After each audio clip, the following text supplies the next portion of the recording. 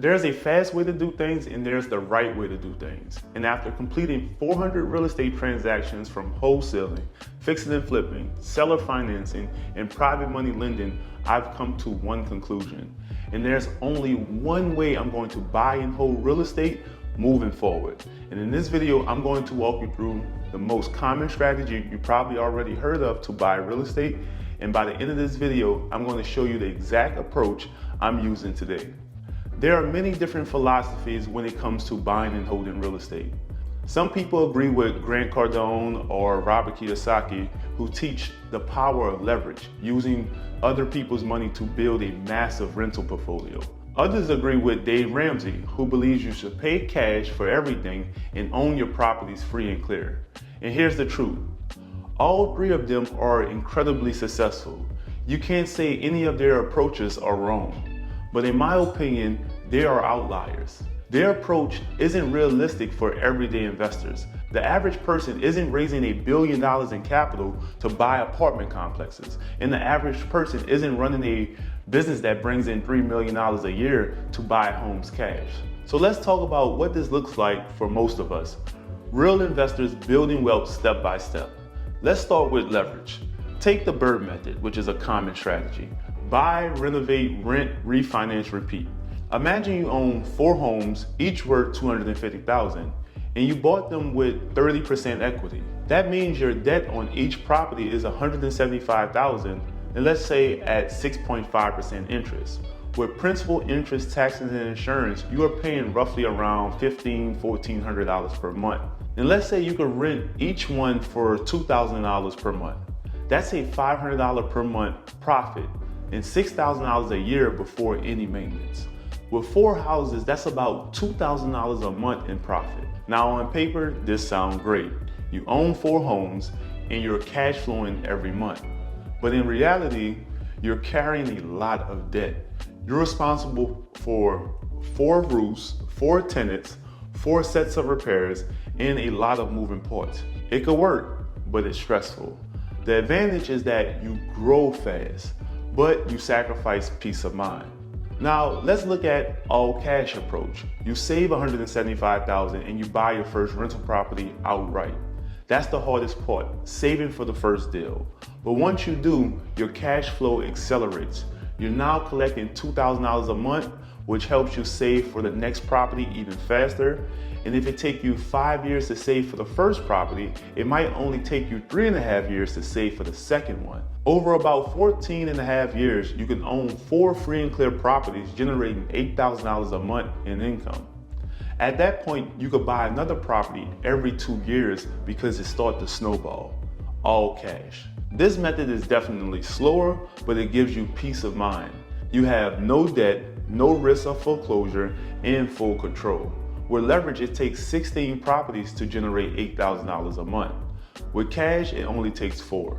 Leverage gives you more properties, more tenants, more repairs, and more stress. Cash gives you fewer properties, less maintenance, less stress, and total freedom. So which one would you choose? Guys, if you like this content, like and subscribe to the channel. Now here's the method I use at Vertical Capital. It's a hybrid strategy that combines the best of both worlds. You still use leverage, but not bank financing. We use revolving debt in our own money, positioned inside a compounding interest environment. Here's what that means. Instead of using your cash to buy properties outright, you place it into a vehicle that earns interest, something that compounds over time. Then you borrow against that account using a revolving line of credit to buy real estate. For example, if you're able to save $30,000 per year in an account that earns 10% interest, you will have $175,000 in about 4.5 years. Now, instead of withdrawing that money, you borrow against it at around 6% using a revolving credit line. That means your $175,000 is still growing at 10% while you use the borrowed funds to purchase an income producing property. Here's a clip of a video I did a couple months ago where I go into the arbitrage calculator of borrowing capacity. You got $490,000 a year for with $250,000 in borrowing capacity. There's no reason why you shouldn't use this to go buy a property or lend it out. Let's say if you don't loan to yourself. Let's say if you got a mortgage for $200,000. Most mortgages is 30 years. 30 years, and let's say you paying us 6.8%. We could keep it at 6.8%. Right now, and this is the amortized side, the payment on that is $1,303.85. And we're gonna go all the way at the end of 30 years. So the total interest you paid is $269,000. That's the total interest you paid if you just go get a mortgage to go buy a rental. You paid $269,000 in interest alone. That's not even including principal. So what if you became the bank on that $200,000? Now all I have to do is press this green button right here. Bam. It's gonna calculate. All right. The total arbitrage over 30 years, you recaptured $129,000 just by borrowing it from the M1 and buying a rental property. In the years to pay it off, and you paid it off in 21 years versus 30 years. I mean, you're getting more money back, and you're paying less out. Yeah. You got 9.2 years.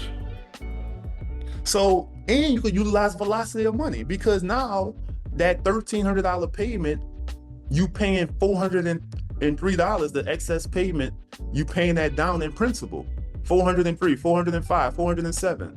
So now, as that money become available, the borrower capacity become available again, you could re-lend that money out. Now you stacking the yield. Now that 129,000 is more than that, because you stacking it with more loans, just like the Teresa example. Yeah.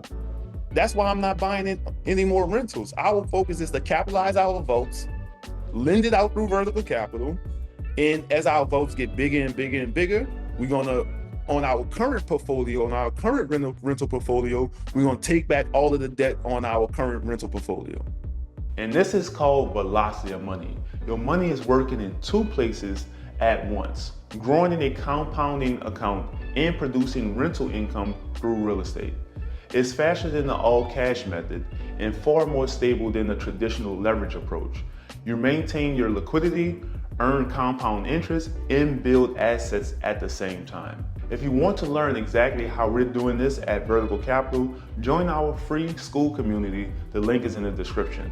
We teach investors how to combine infinite banking principles with real estate, so your money never stops working.